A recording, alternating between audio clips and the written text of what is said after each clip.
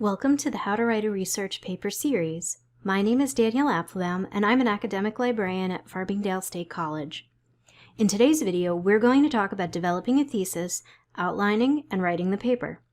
By the end of this video, you'll be able to understand the purpose of the thesis statement, craft a thesis statement according to the type of research paper assigned, and utilize a basic outline to develop, structure, and organize your research paper. Writing the research paper begins with an introduction, and an introduction includes a focused thesis statement. Think of your thesis statement as a roadmap for your paper. It tells your reader exactly where you're going to take them during the course of your argument and how you're going to get there. How you format a simple thesis statement largely depends on what kind of paper you're writing. Are you analyzing a piece of literature or a current event? Are you explaining an issue, a process, or some kind of phenomenon? Are you making an argument for or against something? Let's go back to our topic on cyberbullying. If we were writing an analytical paper on cyberbullying, our thesis statement might look something like this. An analysis of several studies on cyberbullying in K-12 settings reveals that the greatest factor in reducing bullying behavior is parental or guardian involvement. If we were writing an expository paper on cyberbullying, it might look something like this. While cyberbullying is often associated with social media, it can also occur over email and in online discussion boards. And if we were writing a persuasive paper on cyberbullying, our argument might look something like this. Stronger legislation is needed to prevent and punish cyberbullying. Once you have your thesis statement, you can start drafting an outline. Of course, both your statement and your outline are likely to change as you research, but the point of the outline is to keep track of your evidence while organizing the structure of your paper in a cohesive and logical manner. So how do you get started with the outline? Let's work with the example, stronger legislation is needed to prevent and punish cyberbullying. Now I want to be completely clear. I am making up the examples here just for demonstration purposes, so if you are actually researching this topic, you do not want to cite this outline as a source of information on cyberbullying. Now that we have that out of the way, first, every paper needs an introduction. The thesis is generally the last portion of your introduction, so what do you do with the first part of your introduction? One tactic you can use is to make it clear to the reader why this topic is important in the first place. And this really requires understanding your reader. So take some time and consider who your audience is and what's important to them. Now, even if you understand your reader, you may not have a compelling argument formulated in advance of tackling your topic, but that's okay. Make a space in your outline to collect examples that answer the question, why is this an important topic and why should people care about it? To guide the structure of your outline, which will ultimately impact the structure of your paper, it's often helpful to think through the questions you might need to answer in order to make your paper most effective. So, create a placeholder in your outline for these questions. Answering these questions will require addressing specific aspects of your topic, so make a place for them too. For each aspect you address to answer the larger question, you'll need specific examples, and this is where your sources come in. So again, make a place for these too. You'll also want to make a place for your conclusion. This is where you'll reiterate the importance of your topic, reiterate your thesis, and, if you're working on a persuasive paper, why your argument is stronger than those who oppose your argument. Depending on your topic, the conclusion can also include a call for specific action or a call for further research into an area vital to the thesis statement. Now you have a basic outline structure that you can copy and revise as you go. We've talked about creating a basic outline, so let's talk about how that outline will evolve as you research and how that will ultimately impact your paper at the paragraph level.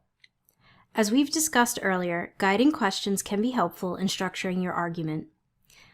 Think of these as the questions your audience will need answered in order to get them on board with your thesis statement. So, for example, if we're going to talk about why we need stronger legislation, then we need to address why current legislation isn't enough. So that's our first question. What legislation currently exists, if any, to prevent and punish cyberbullying, and in what ways is it ineffective or not effective enough? Now that we have our first question, we also have the first section of our paper. If legislation does exist, you might want to think about how you can organize your examples and evidence in this part of your paper. You might want to categorize the existing legislation around the purpose of the legislation. Does the legislation exist to guarantee certain support to victims? Does it exist to outline specific punishments it levies on cyberbullies? Or maybe you want to categorize the legislation by jurisdiction, such as local, state, and federal. There is no perfect organizational structure, but you want to ask yourself this as you organize your outline. How can I present this argument and group my evidence in a way that would convince others to go along with my assertion? If the current legislation to prevent and punish cyberbullying is ineffective, and we're arguing for stronger legislation to prevent cyberbullying, then what would stronger legislation to prevent cyberbullying look like? This would be our next question, which we could address in the next section of our paper. Well, the legislation we're envisioning would have certain elements that would make it stronger, right?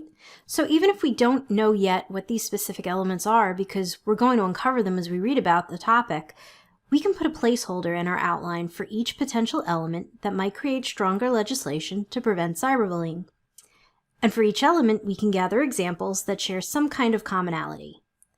Now, if you're arguing for something that doesn't yet exist, or let's say a policy that isn't yet in place, you might not be able to find a source that says, this is an element that needs to be in stronger legislation to prevent cyberbullying. However, you can rethink your angle when it comes to incorporating evidence. So, instead of looking for an article that says X legislation prevents cyberbullying, you can look at all of the studies that talk about effective tactics for preventing cyberbullying in general. Then, you can group these supporting sources according to the category under which they fall. For example, if you notice a lot of articles that say funding anti-cyberbullying programs leads to reduced cases of cyberbullying, you've just uncovered a potential element for strengthening existing legislation on cyberbullying, and that element is funding. In turn, you would utilize examples from all of these sources to strengthen your argument that funding should be an element in stronger legislation to prevent cyberbullying. In your paper, it might look something like this. The literature suggests that anti-cyberbullying campaigns, which include funding for staff, education, and outreach purposes, have a significantly higher success rate than anti-cyberbullying efforts which do not. For example, after receiving a $10,000 grant, the anti-cyberbullying program launched by X school district reduced the number of cyberbullying incidents to less than a quarter of the incidents which occurred in the previous year. Similarly, School District Y realized an 85% drop in cyberbullying incidents after investing $5,000 in a newly designed anti-cyberbullying program. In contrast, unfunded, volunteer-led programs, such as Program A and Initiative B, showed only a 15% reduction in cyberbullying incidents. Given the essential role that funding plays in the success of anti-cyberbullying efforts, it is crucial that stronger legislation aimed at preventing cyberbullying include provisions for financially supporting anti-cyberbullying initiatives. And so on. Again, it's about grouping examples within a logical category that will help you incorporate your sources meaningfully in your outline and then make a coherent argument to your audience within your paper. Now, I want to pause here because even though this paragraph is very basic, it's a good example of what it means to synthesize rather than summarize in a paper. Let's break this example down so we can really get at what's happening in this paragraph. First, we have the topic sentence, in which we introduce the focus of the paragraph. Then, we have examples of successful anti-cyberbullying campaigns. This is followed by examples of unsuccessful anti-cyberbullying campaigns. And then we have our wrap-up or concluding sentence. Notice we didn't just give a summary of each source that we used as evidence. Instead, what happened was this. When we were working on our outline, we looked at all of the sources we gathered for this project, and we noticed that a group of those resources all talked about funding anti-cyberbullying campaigns. We took a closer look at these sources and asked ourselves, what do these findings have in common? We observed that the successful campaigns had funding in common, and the unsuccessful campaigns had a lack of funding in common. This observation, which we made through our own critical evaluation of the sources, became our topic sentence, which we then went back and supported with a few key examples.